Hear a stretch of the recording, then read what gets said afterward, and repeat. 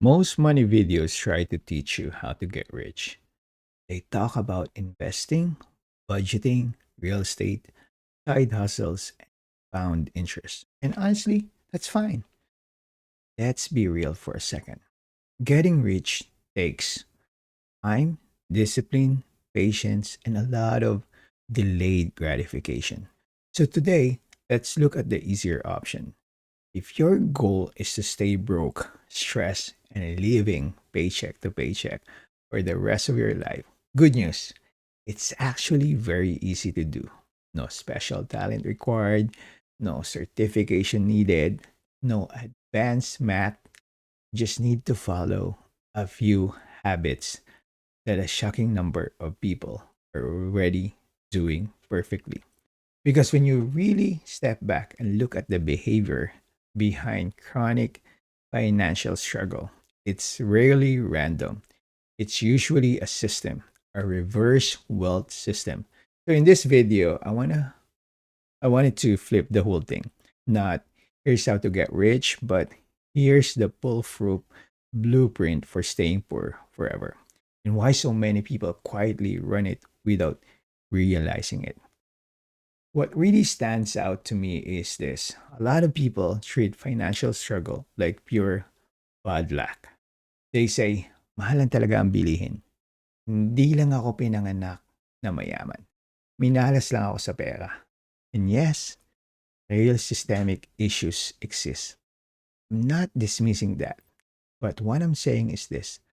Long-term financial struggle is often reinforced by repeatable, very normal looking habits. Habits that feel harmless in the moment. Habits that even look socially acceptable.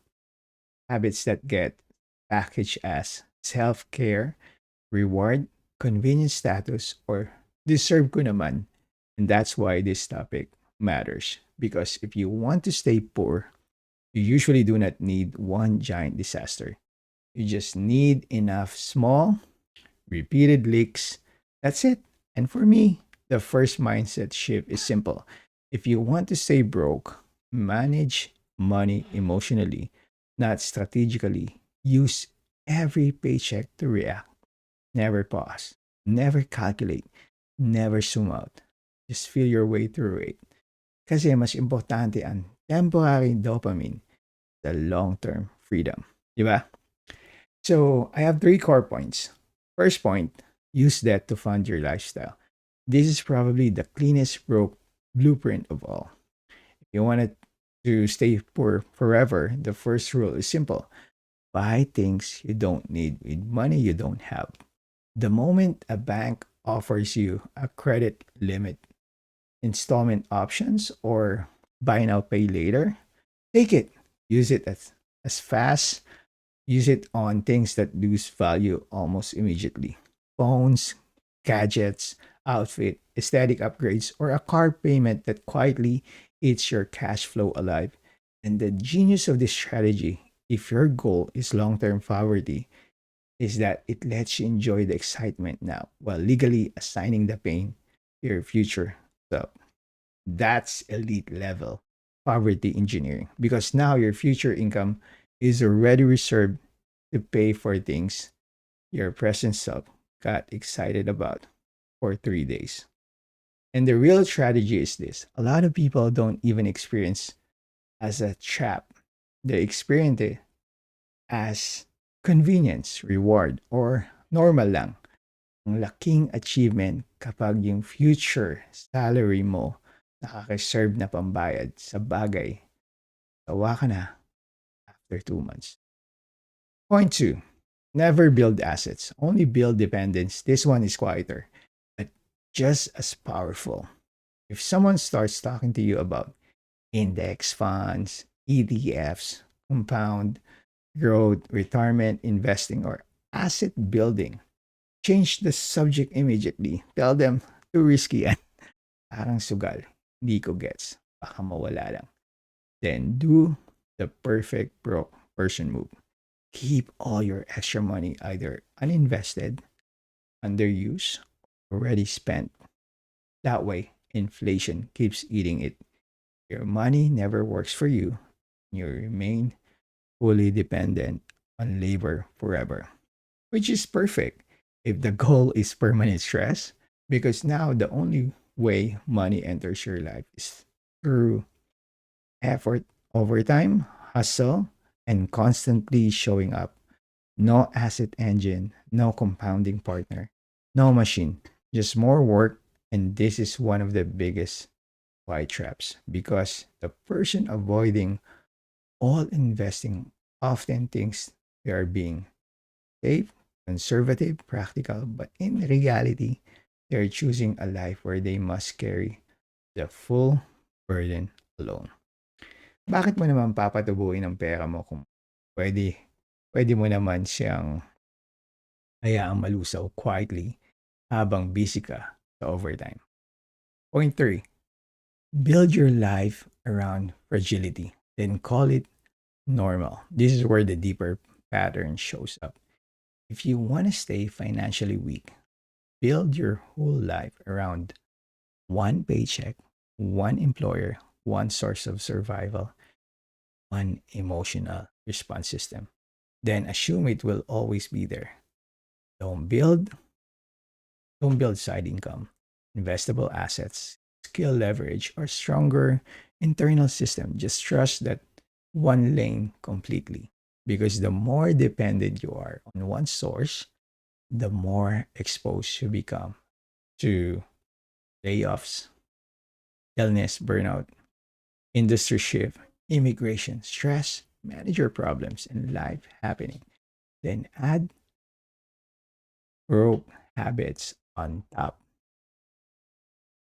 Blame everything except your own system. Prioritize looking rich over becoming financially strong and confused. Deserve ko to.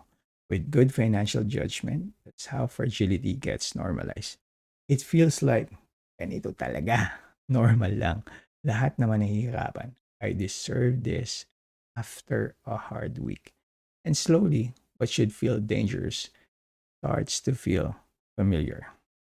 One income stream can feel safe hanggang sa isang email lang pala, hitan mo sa panic. The part people miss, I think, is this. Staying poor is also hard. People think discipline is the hard path because you have to delay gratification, you have to say no, to be intentional, to build systems. And yes, that is hard. But do you know what's also hard? The stress of a surprise bill when you have no buffer, the anxiety of a grocery checkout when your balance is low, the panic of depending on paycheck, the helplessness of hating your job but not being able to live, shame of always being one emergency away from collapse. It's not easy. That's chronic pain. So for me, the real question is not which path is easier. It's which kind of hard am I choosing? Because both paths are hard. One is the hard of discipline, structure, delayed gratification, and building leverage slowly. The other is the hard of anxiety, fragility, dependence, and long term financial weakness. And honestly, I think many people stay stuck because broke habits often feel easier today, even when they make life harder forever. Piliin mo ang hirap na may patutunguhan, hindi lang yung hirap na paulit-ulit lang. What I would do instead, so if I had to make this practice, I say three things. First, identify your repeat leaks, not one time mistakes. Patterns. Ask, where does my money keep disappearing? Which behaviors feel harmless but repeat every month? Which habit is quietly making my future weaker? Because if you don't identify the pattern, keep fighting symptoms instead of the source. Second, build one invisible strength move, not a dramatic overhaul. Just one move that makes you stronger quietly. That could be savings, investing, emergency fund, building, or skill building that gives you more leverage, because not all progress needs to be visible to be powerful. The third one, stop using emotion as the full approval system. Yes, reward yourself. Yes, enjoy life, but stop letting every feeling become a financial decision. That means put friction on impulse spending, remove safeguards, create a waiting period, and question whether the purchase is making you stronger or just making you feel better for one moment. Because the goal is not to become miserable. The goal is to stop making yourself financially weaker in the name of short-term comfort. Bago mo isipin ang next upgrade, tanungin mo muna, ba ako o mas gumagastos lang? So, this is not me saying poor people are poor because they're dumb or systemic issues don't matter or just be disciplined and everything works out. That would be lazy. What I'm saying is this: the modern consumer economy is perfectly designed to keep you broke. If you run on default settings, it runs on dopamine, convenience, comparison, and emotional spending. So if you never build your own money system, you will naturally become part someone else. You will fund their profit, their interest, income, their growth, their business model instead of building your own. And that's why I think this matters, because a lot of people are not stuck because they're hopeless. They are stuck because they're running broke blueprint by default. I'm not here to tell you how to live, but if you're tired of the same leaks, same stress, the same almost there feeling every month, maybe the first step is not how do I get rich fast? Maybe the first step is how do I stop rehearsing the habits that keep me financially fragile? Because sometimes the fastest progress doesn't start with a new investment. Sometimes it starts with canceled pattern, a cleaner system, and one honest look at the habits that are draining you. Ikaw, out of all these broke habits, which one do you think is the hardest to break for most Pinoy families? Lifestyle comparison, debt dependence, one income dependence, or emotional spending disguised as reward? Comment mo nga sa baba. Curious din ako, what pattern you think keeps the most people financially stuck the longest? So if you want simple, real talk about leverage, wealth building, and escaping the default consumer trap without fake hype, follow along. Follow along. We break it down so we can build wealth step by step. Di instant, pero posible.